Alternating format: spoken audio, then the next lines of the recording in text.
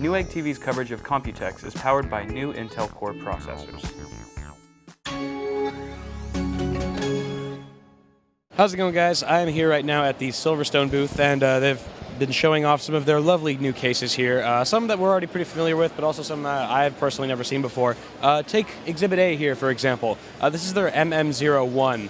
That's the official name of it, and it's basically a full tower ATX case. You can see it's got a really kind of cool industrial design. The really cool thing about this thing is that you can actually pop off this bezel. Well, first off, there's your I/O. You've got some USB 3. You got 2 optical drives at the top here.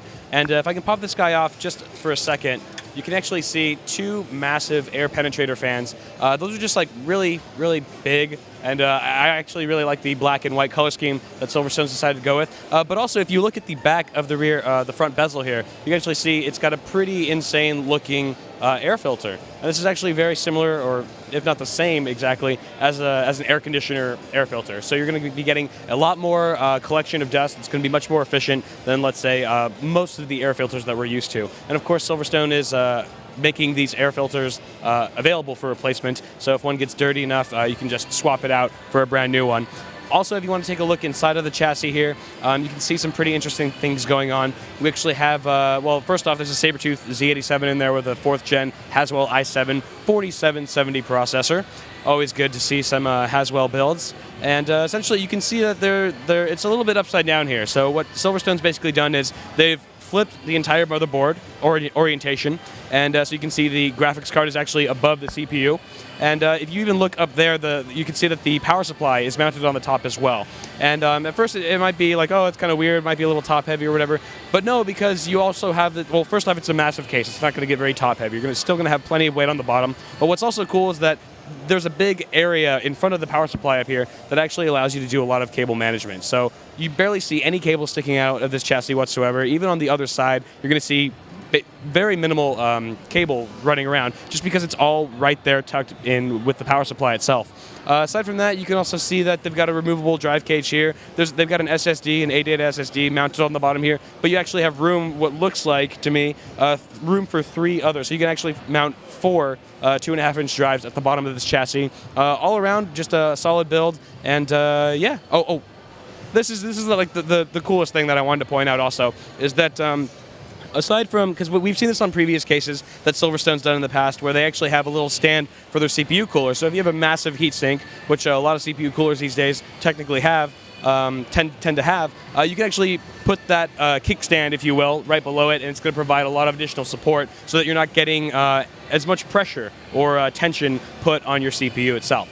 But with this chassis, Silverstone's actually gone a step further and implemented the same type of mechanism in concept-wise with their GPU. So you can see that there's a bracket coming down, and it's basically holding that DirectCU to ASUS card in place very steadily. Even if it's a triple slot card like this one, there's going to be zero slouch whatsoever with this new design that Silverstone has implemented. So all around, very solid case. Let's check out and see what else is here. All right, guys, so I've shuffled over a little bit to another section of the Silverstone booth here. But essentially what I'm looking at right now is the FT04. And I'm not going to go into too much detail about this chassis because it's actually very similar to the MM01 I just showed you guys, with some slight differences, but still worth noting nonetheless. So you can see the front bezel is completely different design. It's a little bit more sleek. It doesn't have the jagged edges, so depending on your preference aesthetically, you can go with one or the other. But essentially, if we take a look inside here, one thing I forgot to mention about the other chassis was that it was the model number of these fans, which you can also get individually on Newegg.com. These are the AP182s, and basically AP's air penetrator series, as most of us know.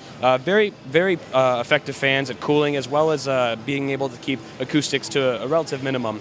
But aside from that, you can actually adjust these. These are PWM fans as well. They've actually included 2 separate fan controllers on this chassis on the front bezel for each individual fan. But if you also look over here, you can actually see that there's some sound dampening material that's featured on this chassis. It's also present on the side panel of this chassis as well. So maybe if you're going for a more quiet build and you really value low acoustics over airflow, for example, you might want to go with the FT04 over the MM01, and vice versa, right? So essentially, really cool stuff here. You've also got some USB 3.0 on the side panel here, and all around cool case. All right, guys, so now I am here in a different section of the Silverstone booth, and I'm here with Tony. And how you doing today, Tony? I'm doing fine. Yeah. Very nice. And Tony's just here to help me. He's my assistant for now. Very, very fortunate to have one. But essentially what we have here is the SG10. And many of you guys might already be familiar with the SG09, is that correct? Now, these two cases are pretty much fundamentally the same internally, but the SG10 has undergone an extreme makeover aesthetically, especially on the outside. Now you can see here you've got a slim optical drive just like you did with the SG09, but essentially you have a completely redesigned front. So you have more ventilation, it seems. You have a huge mesh panel. You've got the Silverstone logo in front. You've got USB 3.0 connectivity. Now if you take it off, right here you can actually have a removable dust filter. So if you're using this thing day and night, or it's on the floor, it's getting a lot of dust, you just pop this guy off, clean it off, and then you kind of improve airflow that way. Now, the really cool thing about this case is the internals and what Silverstone's done inside the case to actually make your building experience a lot more flexible, especially for a small form factor system like this, which, by the way, suits mini ATX as well as micro ATX motherboards. Now, if you look at the top of the case, you'll actually see this design actually features a 180 millimeter fan. And it's a really big fan, so this case is really huge on airflow. You've also got a 120 millimeter fan exhaust on the back. Let's take a look on the inside.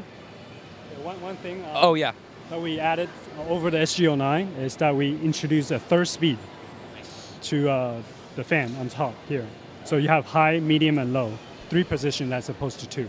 Very nice. So you get a little bit more flexibility on how much you want to cool your rig, and also how much volume you want your fans to give off. But essentially, you also have some pretty cool stuff inside. This thing right here is actually a connector. It's your power supply connector for a pass-through. So you can see here, this is actually a power supply mount. So they've actually mounted the power supply at the front of the chassis. That way you have more room for the componentry in the back. So you can also see, if I turn it around this way a little bit, you can see that there are 4 expansion slots. So you can actually have 2 dual card graphics cards in here, full-length cards. I mean, basically no card on the market right now is this long. You can fit 2 Titans in here if you wanted to, right? So very expandable options here. You've also got a mounting point for a smaller 80 millimeter fan right here. If you just want some additional airflow to a video card that might be there, just get some more ventilation in your case. It also comes with a foam insert that you can use to actually direct airflow more efficiently to your components. You've also got a ton of ventilation on the side panel as well, and you've got another 120 millimeter fan, right? 120 millimeter fan on the side intake, even more airflow to your video cards. So even in a really small form factor build with a high-end graphics card, if you're doing a lot of gaming, you're going to get some excellent cooling with this little rig. So essentially, that's. Did I miss anything here, Tony?